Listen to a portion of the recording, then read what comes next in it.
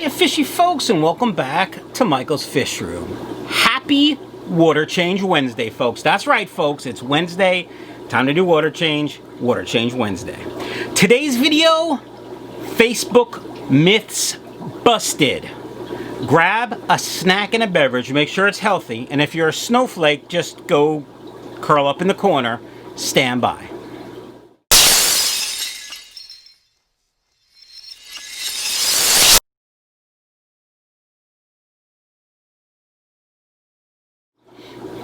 Alright, fishy folks, before we get started, news of biblical proportions, if you will, folks. The biggest sale at Michael's Fish Room ever. I've never offered any discount more than... Maybe I did offer a 20% discount once. Anyway, 20% off. Use promo code MFR Thanksgiving 2020. 20% off. Good until Sunday night. All the information will be down below. Check it out. Also, shipping rates have gone up. I've had to raise my shipping prices. So take a look at the website for information regarding shipping prices. And I'm going to start using UPS as well as USPS, depending on what's faster. So there you go. All right, folks. The first myth I want to talk about on Facebook. Somebody will ask about fish food. What do you guys think about this fish food? And all the answers are, oh, my fish love it. Well, let me tell you something. I love bacon. I love cheeseburgers. I love French fries. I love bacon cheeseburgers with French fries.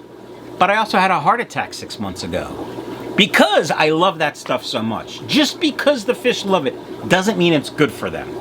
Now, I could go off on a whole tangent about fish food, and I'm probably going to if I know myself. This could really quickly turn into a Facebook rant. I'm going to try my hardest not to let it turn into a Facebook rant. But, fish food. There are many different types of fish food. There's different quality levels of the ingredients. And some of the best things you can do are try them and see how your fish do. Now, just because your fish devour fish food in 15 seconds does not make it good for them. You have to look at their colors, their breeding, their behavior, the amount of poop in the tank. Yes, that's right, folks. You got to check the poop out. Does it cloud the water? I mean, there's so many things. Now, real quick, a couple of fish foods I really love. Excalibur Community Crave. Now, I love it, but it only has 38% protein. Little low for guppies, so I feed it sparingly. I also do love the Cobalt Smartemia. This has 42%. Yeah, that's right, 42%. Now, here's the thing about Smartemia. The first two ingredients, spectacular. Prawns and silkworm pupae. But the third ingredient is whole corn. And you might be saying to yourself, but whole corn, they don't eat corn in the wild. That's right. It's a filler. Not really a filler, a binder. There's a difference. Now, any fish food requires a binder. If you look at any fish food, even the best stuff in the world, it has to have some sort of binder to keep it together.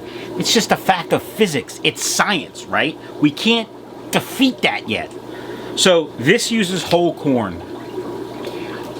If I would have known what I know about ingredients now, when I was given this to try, I probably wouldn't have tried it as easily. I probably would have done some more research.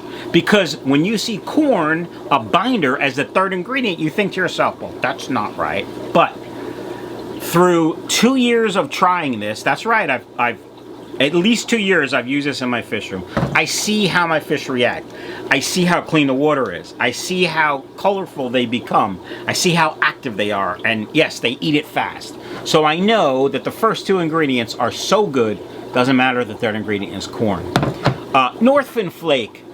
Even NorthFin Flake has binders or binders in it. And NorthFin Flake is fantastic. I love it. This is the Crow Flake. I've tried the Community Flake also. NorthFin Kelp Wafers, also another one. Actually, probably my favorite food for plecos. I feed it probably 4 times a week.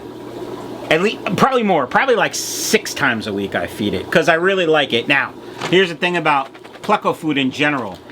Most of them will say does not cloud water. That's a lie if you overfeed it. And I know that because I overfeed my plecos. Why? I have an auto water change system. I am breeding for profit. I want them to grow fast. Okay? Now that said, if you feed the normal amount, it doesn't cloud the water. Let's talk about Dr. Basilier's food for a second. I've told this story before. I met Dr. Basilier. Martin and Lisa turned me on to Dr. Basilier's food from Super Cichlids. But they didn't have this baby nano food. Keith from KGE Aquatics said I should try this. He said he uses the baby nano food in his fish room, and he does a lot of the rarer live bearers, not regular guppies like fancy stuff, Limia, whatever, tiger. Anyway, he said you gotta try it. I'm like, but Keith, they come with these dumb jars that my fingers don't fit in. How am I supposed to feed it? He's like, I got you. I'm fine.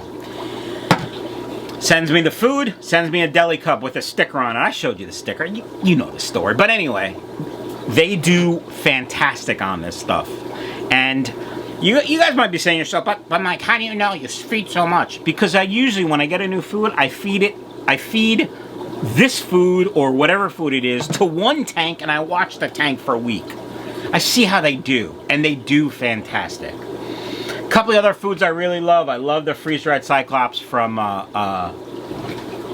San Francisco Bay brand. Now, I'll have links down below for this stuff. Some of them will be affiliate links, don't you know, but what are you going to do? And, of course, for Taco, I love the Excalibur. That's all he eats is Excalibur or live food. So that's one of the myths about Facebook I can't stand. Does anyone, know anything about this food? Oh, my fish love it. Who cares if they love it or not? I love bacon. We've had this discussion. All right. Next Facebook myth. My fish keep dying. What should I do? Oh, do a 50% water change right away. Why? What happens if your fish tank is contaminated with Calmanaris and you do a water change and you don't clean out your whatever you change your water with, your suction hose, and then you use it again later after you've cured them? Guess what? Now they're sick again. In most cases, water changes will help fish 100%, but it isn't the, oh my God, change water right away end all. Yes, if you have high ammonia or high nitrates, yes, a water change will definitely help. But until you test your water or check and see what's wrong with your fish, changing water is useless, okay? So, what do? You post on Facebook, I need help, my fish keep dying. Post pictures, post videos, post actual parameters. My water is spot on, but my fish keep dying. I doubt your water is spot on if your fish keep dying. But I'm just saying. Because probably your ammonia is high because your fish keep dying. See what I'm saying? See where I'm going with this? All right. The last Facebook myth I'm going to bust today. It's kind of ranty, I know. How many fish can I keep in a 20-gallon tank?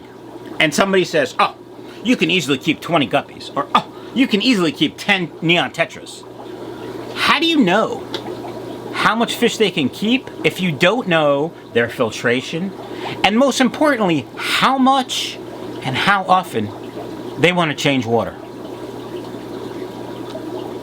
You don't know how many fish they can keep. Do you know why?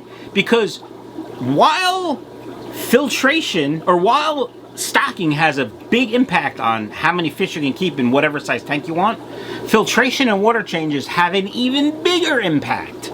Because I can keep 100 guppies in a 20-gallon tank because of the amount of water I change and the type of filtration I use. I can put a big sponge filter like this in the 20-gallon tank. That'll have enough beneficial bacteria for 100 guppies easy. But I'm also a little more than a novice, so, I got a little something going for me. Bonus time. I have to get this off my chest. When someone answers a question without first-hand knowledge, case in point, my fish have ick, how do I fix it? Oh, you have to raise the heat to 90 and add salt. Oh, you've done that? No.